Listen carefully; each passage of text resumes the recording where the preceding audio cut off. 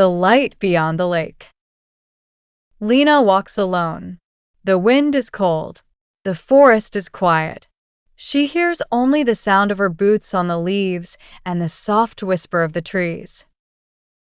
She carries a small backpack and a heavy heart. 1 year ago, Lena was a happy woman. She lived in a busy city, worked as a photographer, and traveled to many places. She loved to take pictures of people, animals, and nature. Her work was full of color and joy. But then something changed. Her younger brother, Eric, died in an accident. It happened on a road in the rain. He was only 20. He was kind, funny, and full of dreams. Lena loved him more than anyone. He was her light, her joy. After his death, the light inside her turned off. She stopped working. She stopped smiling. She stopped seeing friends. She stayed home. Every night, she cried.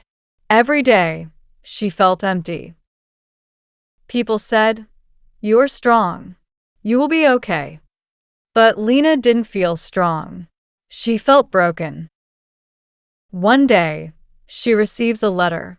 It is from an old friend of her family, someone named Elian.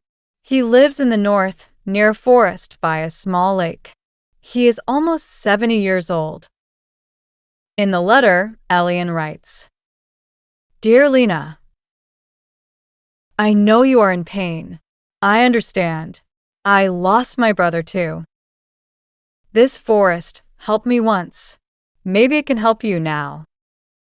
Come and stay here. The trees listen better than people. Elian." Lena reads the letter many times. At first, she is not sure. But then she looks at a photo of Eric. In the picture, he smiles at her. She closes her eyes and whispers, "I will go." She arrives by train, then bus, then by foot. The air smells different, fresh, like pine and earth. Elian waits for her at the edge of the forest. His beard is white. His eyes are calm. He smiles. "You came." Lena nods. She does not know what to say.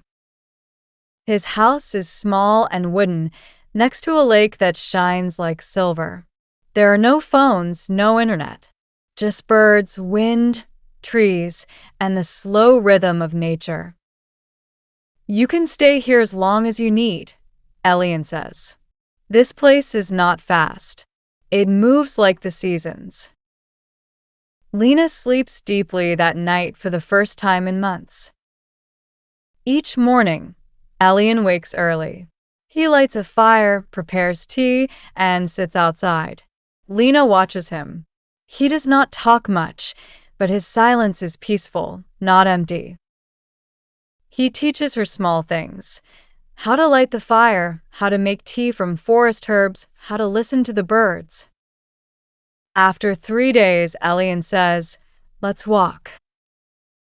They walk together through the forest. The trees are tall, old, and green. Moss covers the ground like a soft blanket. "Do you know why I live here?"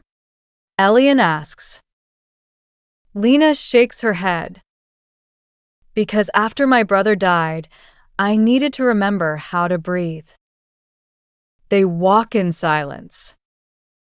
Later, Elian stops. "Look around," he says. "The forest changes every day. It teaches us that nothing stays the same." Lena touches a tree. It is rough and alive. She closes her eyes and listens. Days pass. Lena starts to write in a small notebook. She writes about Eric, about their childhood, about the jokes, the trips, and the music they liked. Sometimes she cries. Sometimes she smiles. One evening, she asks Elian, "Why do I still feel guilty?" Elian looks at the fire. "Because your love is strong. But guilt is not love. It is a chain. You must forgive yourself. I don't know how, Lena says.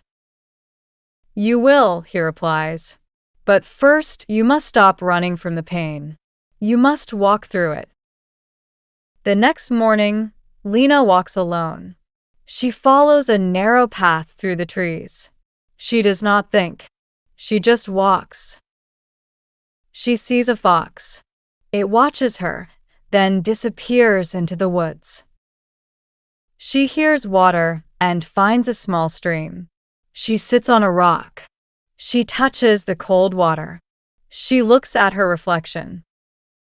I miss you, Eric, she whispers. Suddenly, a memory comes. A summer day. She and Eric are swimming in a lake.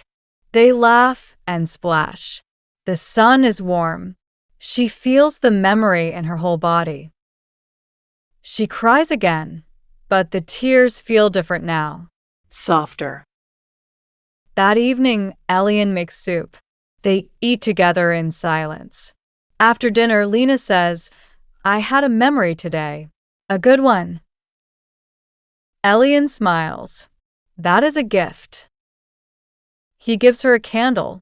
Tomorrow, we will go to the hill above the lake. Bring your notebook. The next day, they walk together.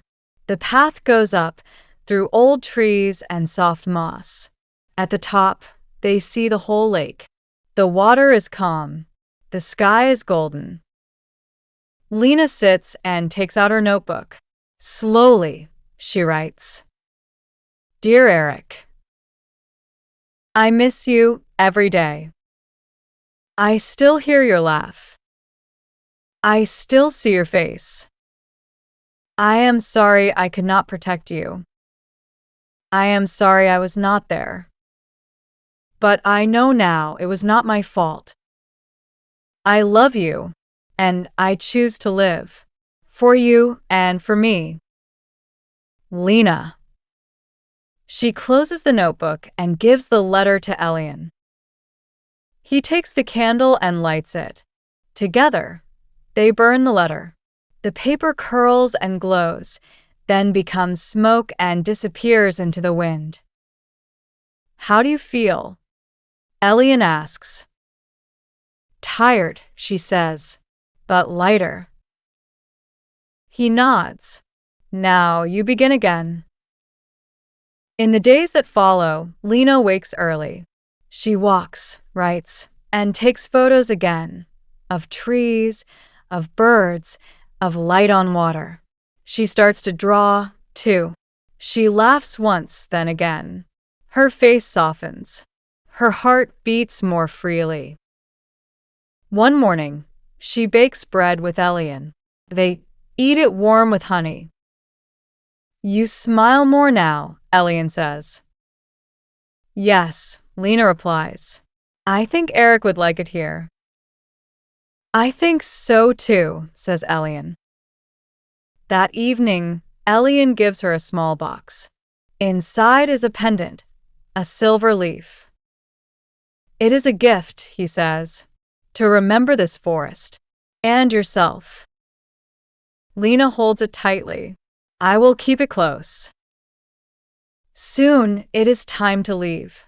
The bus waits at the edge of the forest. Elian hugs her. Remember, he says, you are not broken. You are growing. Lena smiles. I will never forget. She walks away slowly. The forest watches her go. Back in the city, the noise returns. The lights, the people, the speed. But Lena is not the same. She visits her old photo studio. She opens the windows. She cleans the space. She hangs new photos, green trees, wild flowers, the lake at sunrise. She opens her computer and begins to write a story. Under her favorite photo, she writes a new title. The Light Beyond the Lake. She touches the silver leaf on her neck. It is warm. And in that moment, she knows her journey is not finished. It is only beginning.